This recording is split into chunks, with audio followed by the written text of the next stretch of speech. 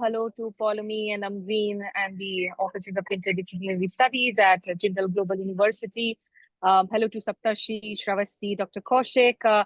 I'm actually in Uttar Pradesh. I've just started off the campaign trail today. I'm, outside one of the most prominent, in fact, youth Dalit voices today, Chandrasekhar's house. So he will be heading out to political rallies, and I will be on that trail. And it's clouded. I'm hoping that it doesn't start raining and pouring even as we talk. So my apologies in advance if at any point my connection looks a little glitchy, in which case I'll try and switch to audio from the video mode. And you'll see a lot of these, in fact, sea of supporters, people here waiting outside Chandrasekhar's house, wearing the blue patkas. So it's very interesting time. As a journalist, of course, as for somebody who covers foreign policy and somebody who covers politics, of course, elections are as exciting as traveling to Pakistan to cover a story. And the 543 seats of the Lok Sabha that are up for grabs, 4th June, we get to know whether it's Mr. Modi returning for a rare third consecutive term, which looks the case. He definitely seems to be in pole position. Or could there be a major surprise, some sort of a silent voting wave? 7 phases of elections. Of course, we are already in election mode with the model code of conduct, but the first round of polling there, starting from 19th of April, goes on till 1st of June. Today, the weather seems to be very, very pleasant. It's been raining since morning, bad for the farmers and bad for the paddy and the wheat growers, but increasing heat wave, that's also going to impact perhaps the voter turnout. So let me try and bring in our panelists here. And I know that Saptarshi is heading to Manipur in the next few hours. Sravasti said that in the next week onwards, she is also going to be on the campaign trail. So let me start, this conversation by asking each of you. And if you want to go first, Dr. Kaushik, in brief, give me the one defining idea of 2024. When you're thinking of 2024 elections, what do you think is the idea or the subject that is going to define these elections? Dr. Kaushik? Yeah, thanks, Smita. Thank you very much. Well, 2024 elections, as I think everybody living in India or abroad would say, like everybody seems to be very confident about the opinion that the answer or the outcome has to be BJP dominated. It may range from the number of seats and number of votes that may range, but the definite answer seems to be that the BJP is dominating at the moment. But this kind of simple answer anybody could give. So I thought, what is it that is coming from some data analysis. So I have been working on these issues, and one of the aspects that is very interesting for me to observe is, yes, it is fine if you are looking at binaries of win or loss. It is fine to count number of wins and then you make an opinion, but that is not the end of it. Actually, you need to look at the quality of victory. And how do we understand quality of victory? There are multiple ways in which you can understand it.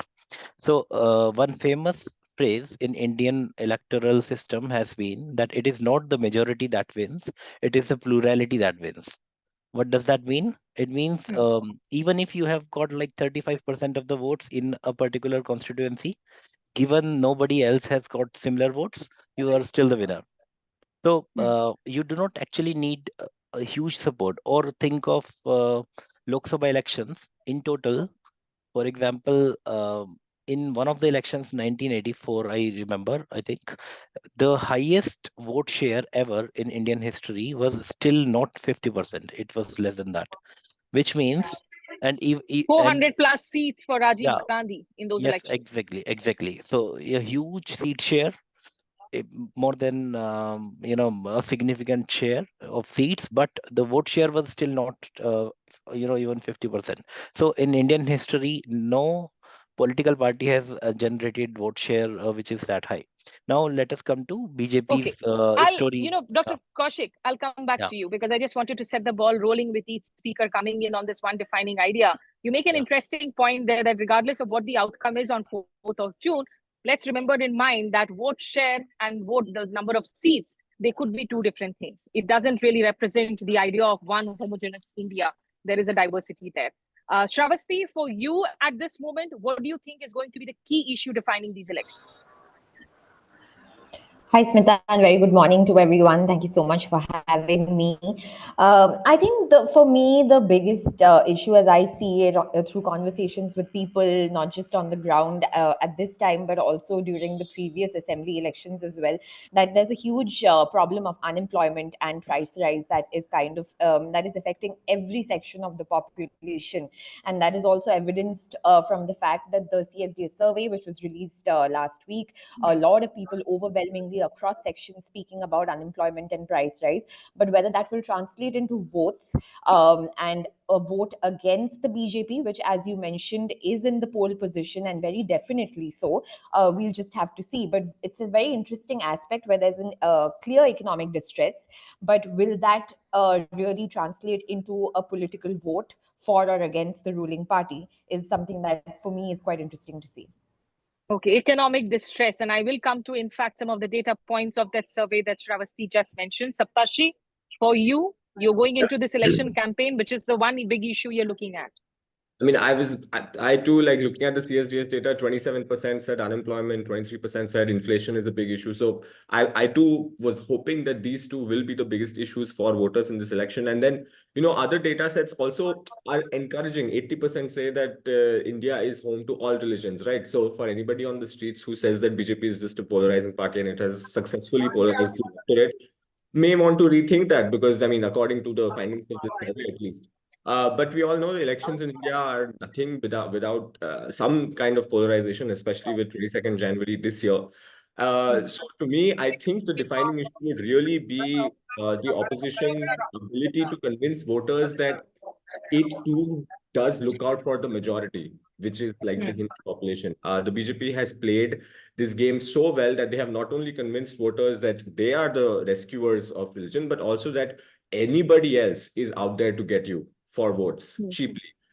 So I think the defining factor really is A, religion, and B, the opposition's ability to sort of, make the perception game in their favor. Without that, nothing else is going to happen. Okay, there's a huge perception battle. The opposition there talking about saving the idea of India, talking about India's constitution, the values of secularism enshrined in our preamble.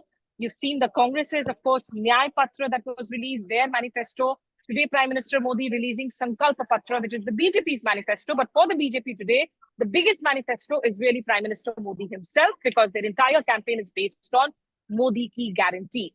And before I come to that CSDS survey, I do want to come back to you, Saptarshi and Sravasti. As a reporter, while I was driving in here, today it's Ambedkar Divas.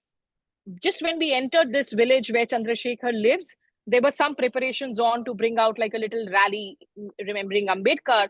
But in my entire drive all the way from Delhi, I have not seen a single political sort of a momentum or a mood that you normally get to see with elections. Of course, there are those big hoardings which have Prime Minister Modi's schemes which are advertised, but the rally feeling of banners, of slogan shouting, that's not there.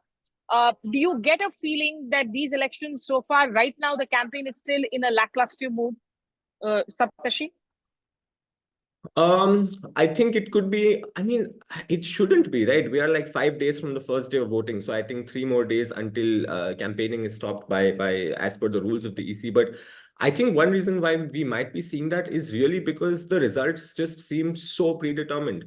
I mean, if tomorrow if like on 4th June we see that the voter turnout is not very high, say lower than 2019 and 2014, it will confirm a theory that people just thought, we all know what's going to happen, so let's not just go out to vote. And I don't know if the same is reflecting in the stance of other political parties who just think that they don't have the time or the money to spend on these elections because the results are again just so predetermined, and the media has a big role to play in that. For the last 1 year, mainstream media has fed us this notion that the BJP is invincible, whether that is surveys or whether that is interviewing the prime minister and asking him extremely simple questions. Let's not get into those details, but I think that is what has been fed to both like my age group and even my parents' age group. I was speaking to them yesterday and I said, you have your voter ID cards ready, right? Because like Delhi votes in like mid-May. And they were like, yeah, but क्या करे हमें तो पता ही है 7 seat यहाँ कहाँ जाएंगी. So if that is the perception amongst so many categories of people, then yeah, I mean, a lackluster campaign doesn't seem very surprising. Sravasti, for us journalists, when we hit the ground, our weather vanes are usually the taxi wale bhaiyas and the chai wale bhaiyas. उनके साथ पहले बातचीत करते हैं हम every time we parachute drop into a city to try and understand the local mood. But given that you're in Delhi and what Saptarshi was referring to, I mean, if you've had a sitting chief minister arrested under serious allegations of PMLA, of course, the Aam Aadmi Party has garnered some rallies in Ramlila Maidan, the opposition front has come together, some protests here and there. But so far in your conversations that you're having in Delhi with friends, family, and of course, people around you, does there seem to be any excitement about the elections? Any sort of a momentum that is building up where people think that, perhaps there will be a change or perhaps some surprises could come by? I would have to agree with Saptarshi on this, that there is not much of a surprise element in this election. I would compare it to 2019, where there was a lot more enthusiasm and anticipation of some kind of change or possibility of change. This time it seems quite settled. Coming back to your point about Kejriwal's arrest in Delhi, we have seen, as compared to other places, we have seen the Aam Aadmi Party after Kejriwal's arrest putting up a kind of a spirited fight against the BJP, whether it's in Ramlila Maidan or generally their presence on social media and in every news platform, in fact, to kind of hammer the fact that Kejriwal's arrest is nothing but political. And in my conversations with, as you were mentioning, general people, auto walas, and in marketplaces, and the perception is that the arrest has been with elections in mind. But the fact is also that in the voters' mind, that seed of doubt has already been placed. So the general voter is thinking that if he is innocent, why has he been arrested? So it is a perception game, but it is also it appears to be settled that the voter knows that the BJP is coming to power. So it's a little a perception game wise. Of course, the BJP is winning, but I would say in comparison to other opposition parties, for instance, the Congress, even at its manifesto release, the Congress, to my mind, appeared quite demotivated. So at least the Aam Aadmi Party is putting up a fight and is seen to be putting up a fight in this election.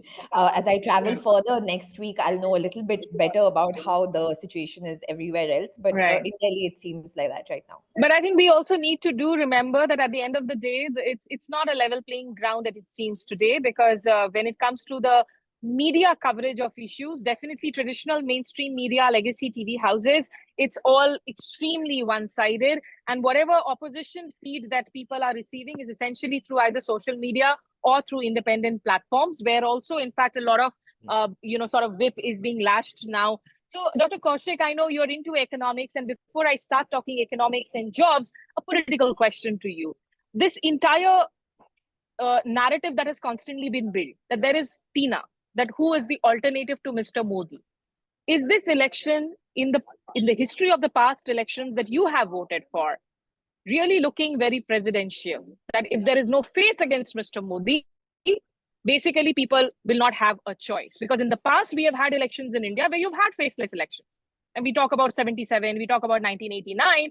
But in this case, it is a very clear-cut presidential format. But because the opposition does not project one clear face against Mr. Modi, that is also adding to advantage. And perhaps this is a very clear-cut going to be a referendum on Mr. Modi himself. Yeah, actually, so rightly pointed out, actually, there have been many political commentators in recent past who have actually said that one of the ways in which you can reform the political system of India is probably go towards another system, probably because that is what is, essentially happening, or a closer approximation of that. So Tharoor has been saying that we should actually adopt a presidential system. And in my book also, we had thought about some solutions to the problem of discrepancy between, this disproportional representation of not, voters not getting translated into the number of seats for different parties. For example, BSP in 2014 elections, being the third largest party, did not win even a single seat. This kind of system. So rather than continuing with first past the post system, what we do, we adopt a different system. But I would also like to put in one example. which is reading between the lines and reading behind what the data suggests. So in Gujarat elections, it seemed to everyone that historically it has been the best elections that BJP has won, the last one. And so I personally did some calculations on one variable that we calculate called disproportionality, which is like how far is the seat share from the vote share. And it turns out that historically high value of disproportionality in the last elections. And a simple explanation for that would be consider Aam Aadmi Party. So Aam Aadmi Party's rise has been very peculiar. In the state of Punjab, for instance, if you compare last elections, suddenly you find Aam Aadmi Party government forming in Punjab, and in the previous elections, the voters turnout was much in favor of Aam Aadmi Party. And if you look at Gujarat, they had a huge vote share, but the number of seats were not too many.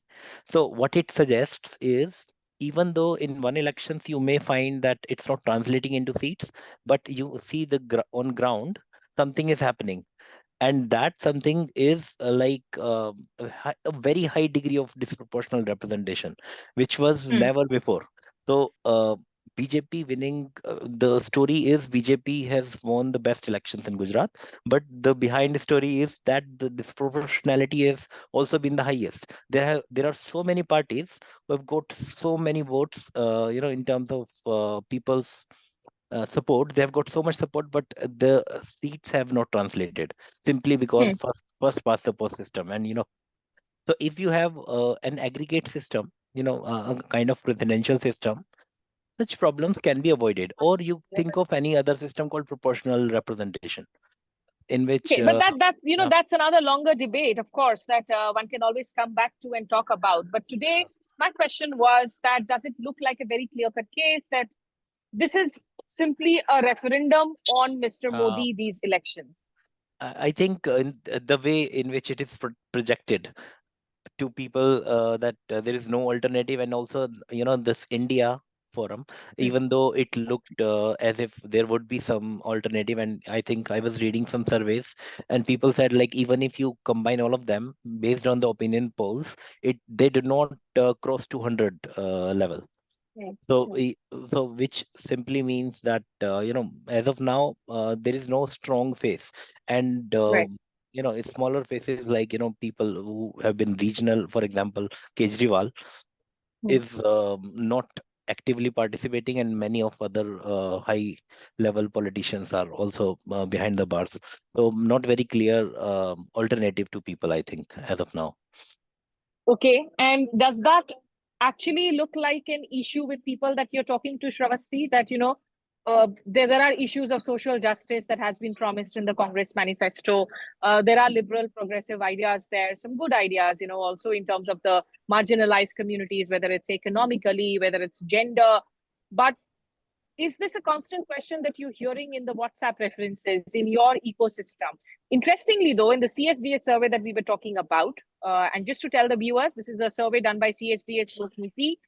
It's a prominent, in fact, credible institute that's been doing a lot of election surveys. So this is a pre-poll survey that was done between 1st to 8th April. The entire interview was done face to face. It wasn't done on phone. It wasn't done on mail. 10,000 random samples, of course, taken and the numbers extrapolated. And where they seem to suggest that 47% today actually still think of Mr. Modi as being the top prime ministerial choice. There's a 20% gap with Rahul Gandhi, who comes in at 27%. And Arvind Kejriwal and Mamata Banerjee, though are ruling states at the moment, they are at an acceptance level of 3% each.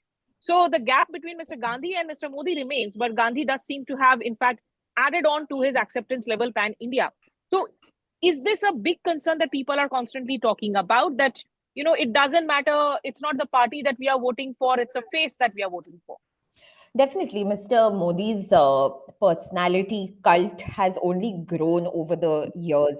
It's not that there has been any I mean, I would say in the general perception of the public, there has not been any dip in Modi's popularity. Even when there are failures, for instance, when people are complaining about unemployment and inflation, they won't necessarily relate it to Modi. They will call it the government's problem, a state government problem, which has also been reflected in the CSDS survey, where they have attributed blame to the state government. Of course, the question can be raised that in many states in India, it is a BJP government. So whether the double engine government is working or not is a question. But the fact is that these failures are not attributed to Modi directly. Even during COVID, we saw that when the pandemic was raging, people were angry and people were asking questions of the government, but those questions were not directed at Modi.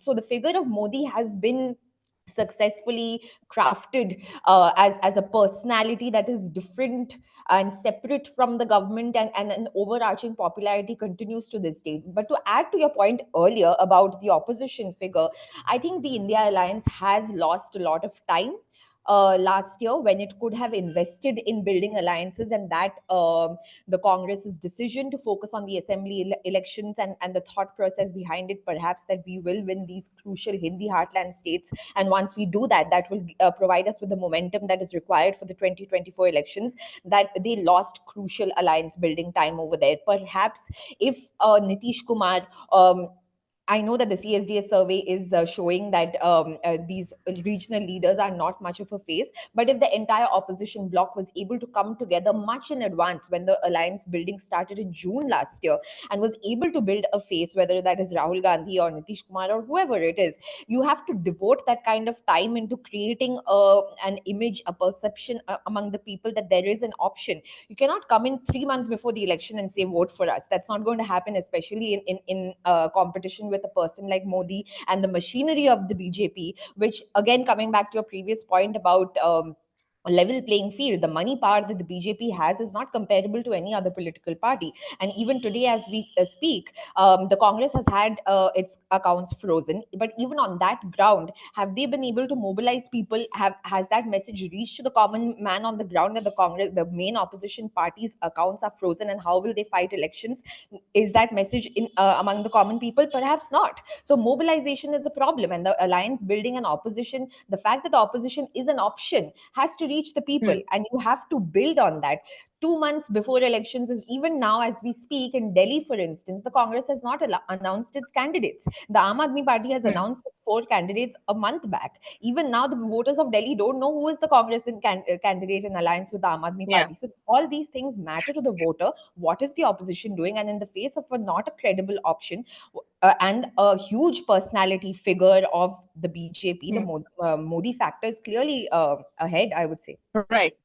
And of course, the Modi factor has a lot of other layers to it. It's also the delivery of the welfare schemes beyond caste barriers. It's also about Hindutva. It's about the polarization too. But Saptarshi, in fact, there is an audience question that I would like to take in because it just leads into what Sravasti was talking about. And to the people who are watching us on YouTube, this live stream, feel free to keep putting in your question on the chat box. We are trying to take them through.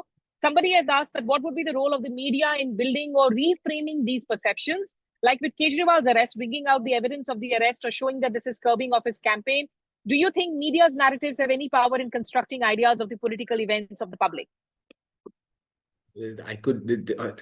I mean, okay, just to give a small example, electoral bonds data, it was released 8:30 p.m. And we all started working on it. We all had our Excel sheets, blah, blah, blah. Something told me, just put on Aaj Tak, Republic and Times Now on the side. Till 11:30, 11:45. So 8:30 to 11:45, those 3 crucial hours when most television sets are on. Log ghar aate hain, kaam ke baad, khate TV dekhte hain, news dekhte hain.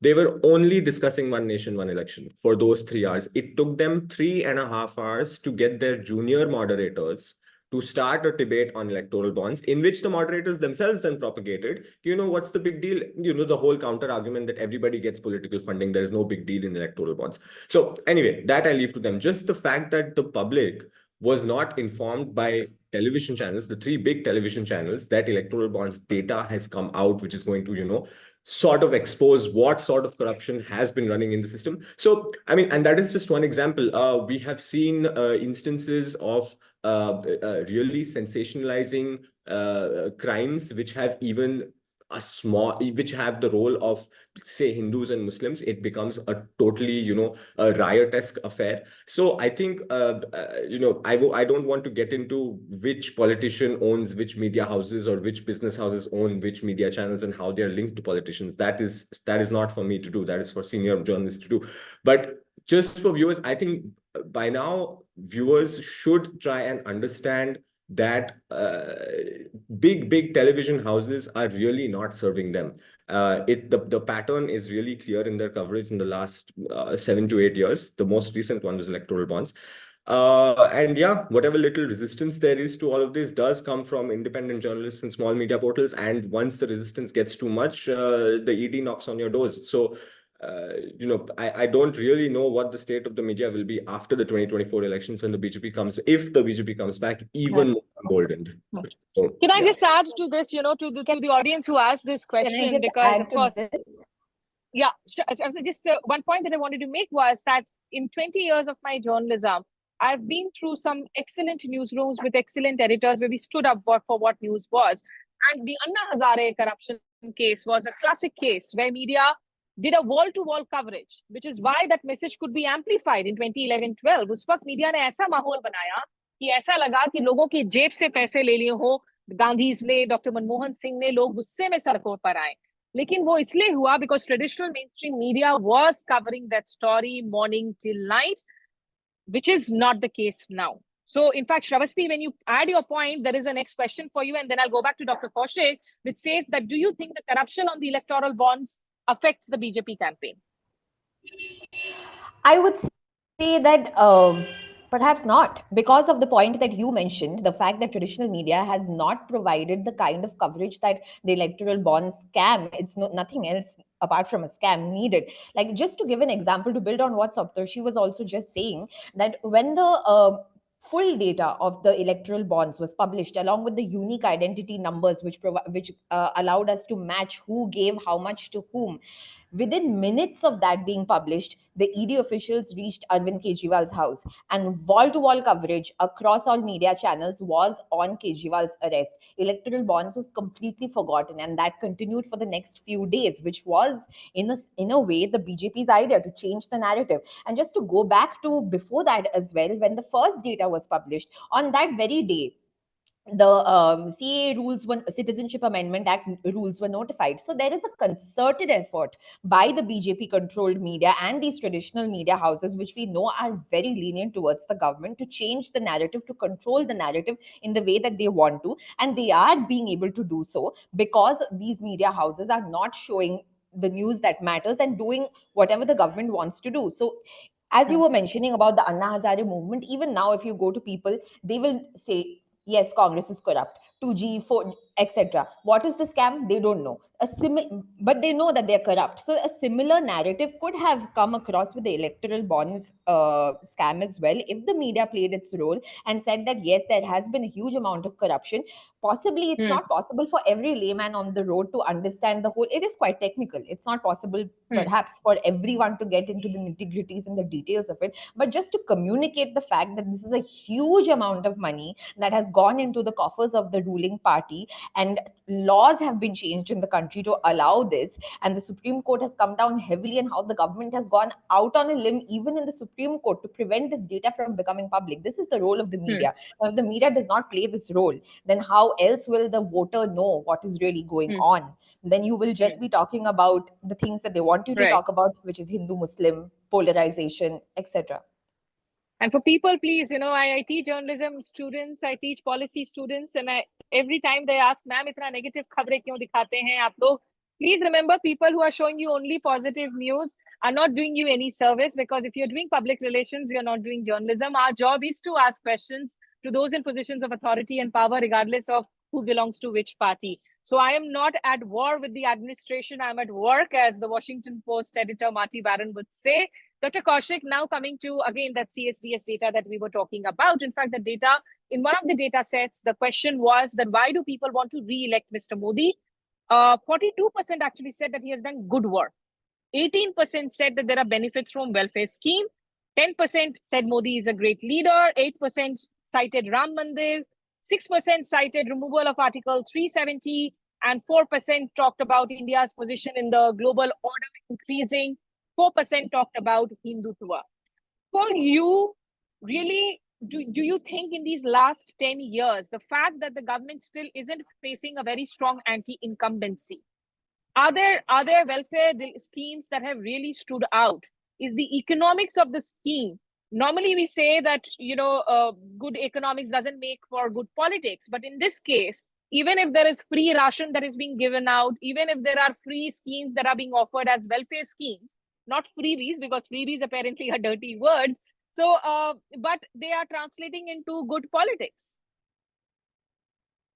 You'll have to unmute yourself. Yes, so there is actually one work by Palishkar, Suhas Palishkar, who has looked at, obviously, the welfare that Modi government is doing in recent years is a very different kind of welfare scheme. There's a particularly targeting um, specific communities who might be in need. So in this work, Palishkar notes that certain OBC, people have been found, and government has put a lot of money in welfare schemes, and that's what, like, in terms of cooking gas and cooking fuel, and let me just um, open it. I have this data in front of me. Sure. So Talking about Subhash Palishkar, right? Suhas Palishkar. So households with electricity, for instance, in NFHS data 5 as compared to 1992 level, for instance, it has almost doubled. So the electricity connection, and even with respect to 2015-16 data, you find there has been almost 7% increase in the number of households with electricity. And then, toilet provision from 53% in 15-16 to 68.3%. Cooking fuel has been very significant, almost 16% increase in those numbers. So something is happening on ground, which is not, for the general middle class, let us say. And I think that has been a general perception, and also the reality. That's why you don't see too many freebies to the middle class. Tax cuts have not been there. Like, it is almost flat. Taxing for middle class and policies for middle class, but BJP has been able to find, welfare schemes for those people who are really at the margin, I think. Hmm. And that is what is happening on ground. So they are giving cash transfers also, in terms of Hmm. cash transfers, or in terms of these things. So these things change their lives. And this is something that is also not very, highly covered by media, I think. Hmm.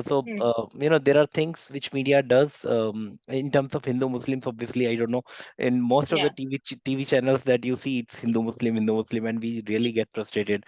That's why. But there are other things that are happening. So there are both sides. Some things, for Hmm. example, electoral bonds and all these should have been discussed at much more length. In fact, I'm working for last 10 to 15 days. I have been trying to work on a paper which will probably Hmm. come in EPW in some time. So the political funding has been moving on in a zigzag position for Hmm. last 60, 70 years. So Indira Gandhi banning corporate funding to court, coming in and changing the law, then government bringing up another law. So there has been a lot of movements in terms of political funding, but till date we have not found solution. And this Hmm. bond itself was done. So to answer to your question, I think for media, that also should have been a concern. So this welfare scheme is Absolutely. happening on ground, but is not discussed much, as Hmm. against also too many bad things which are also not discussed But at length. Saptarshi, do you think that even in these delivery of welfare schemes that we talk about, I mean, there is Jan Dhan, there is direct transfer of benefits into bank accounts, there is Har Ghar Jal Yojana. Anna Yojana, The yeah. narrative that has been built, is there perhaps a difference between the delivery on the ground and what is being projected, or are these schemes that have really succeeded, which is why they have become popular and succeeded in terms of also breaking caste barriers? Yeah, I think at least people like me who, I mean, I don't know, I think we do tend to underestimate the strengths of these schemes, because I think Professor is right. The media also doesn't cover it much, because hum bhi, matlab, what do we even have to cover unless like there is a scheme that is promised and it's not reaching? Like the story becomes big when you are promised a sack of rice, but you're given a sack of, well, an empty sack.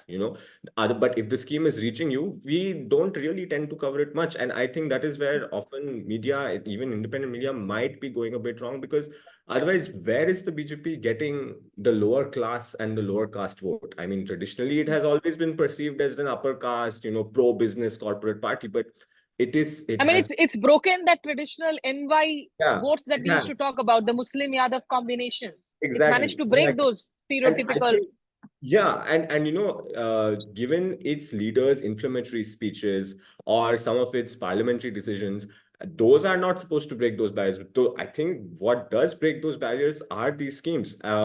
And you mentioned a couple of them. There's PMKGAY that was also extended for 5 years. Again, very like good timing, like 5 more years. And then not just the extension, but the way the prime minister comes forward and sells it, Modi ki guarantee, or like I have come, this is my, the petrol ka price 2 rupees se reduce hota hai, and all the ministers go crazy and say, look, this is our prime minister's Diwali gift. Matlab, it's unbelievable. But like, and these are things. I was interviewing Subhash Garg, former finance secretary, once, when petrol prices, when I think LPG prices were reduced. And he said, this is not a subsidy at all, because it was sold as a subsidy. But he said, this is not a subsidy at all. International prices have come down. So, of course, domestic prices will come down. But the way the Mr. Puri came forward and said, this is the prime minister's gift, it is that sort of sale of, the Messiah idea that, look, man, here, you all are my people. That is what works. And I think we do tend to underestimate that, because we get overwhelmed with the economy, corruption, and Hindu Muslim. Dr. Kaushik, Yeah, I, and if you could just also answer while you add your point, because in that survey, 62% of youth are saying that finding a job today has become way more difficult compared to 5 years back. And unemployment remains the topmost issue. But there doesn't seem to be that anger on the road. It could be a silent vote, not an anger. Is there a demographic sort of a shift also that has happened in these last 10 years? Because women increasingly have been voting for Mr. Modi, and this is the first election where you have more than 50% voters. So the number of female voters are actually more than male voters. So is there also perhaps one or two very demographic trend or shifts that you would like to highlight along with the point that you wanted to add?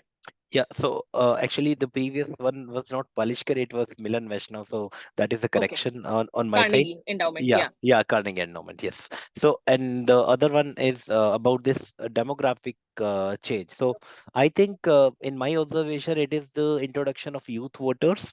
And youth voters, so for instance, the data shows that 1.98 crore new voters will be voting for the first time for Lok Sabha elections, which is almost 2.5% to 2.7% of the total. So what BJP has been able to do is to have appealed to youth much more than the traditional supporters. So the general commentary, and these are all opinions, so nobody knows when the voters go why they vote for BJP. But traditionally, the youth have been voting on different lines as compared to the older population.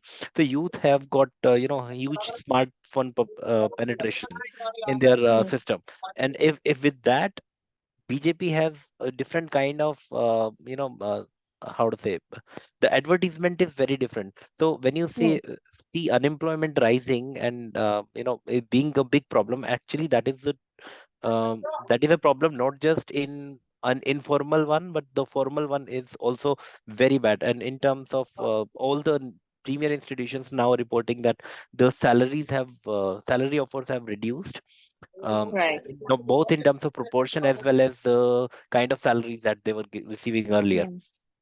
So this is a time, and this is not happening just in India, but around the world. Many countries are facing this kind of problem. So we used to say earlier that it is jobless growth, but now it is actually job lowering growth. So Right. rather than jobless, it is actually reducing. Growth is there at top, but in terms of unemployment, it is falling. And it is a surprise actually why this is, yeah, definitely this is a problem that people mention, Okay. but it is not translating in Okay, terms I'm of. just going to take one last question each from Sravasti and Saptarshi, because you can see a lot of halchal in the background. Chandrasekhar is about to set out of his house and I will have to be on his political trail too.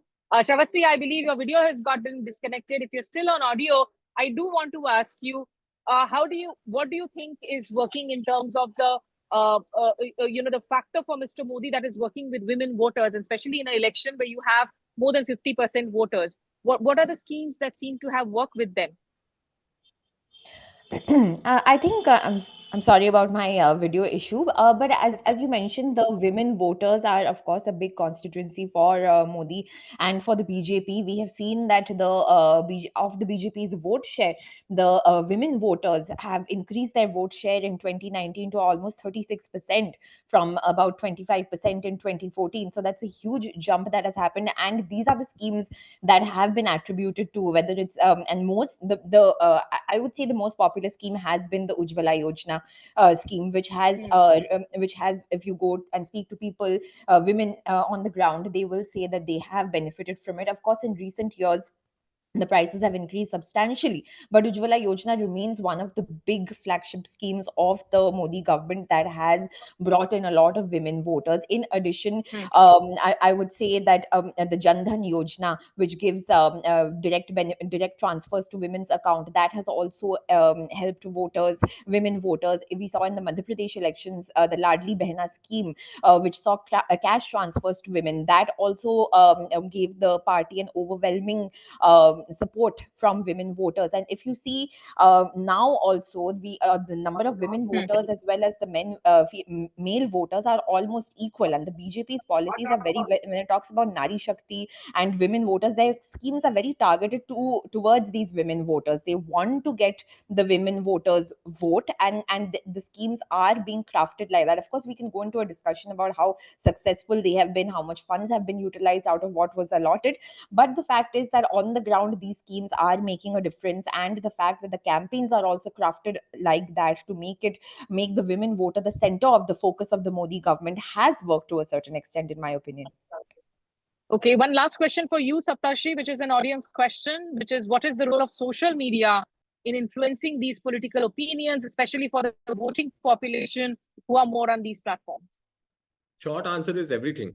Social media plays a huge role. I mean, somebody was telling me, this government came to power on WhatsApp, and if it has to go, it will go on WhatsApp.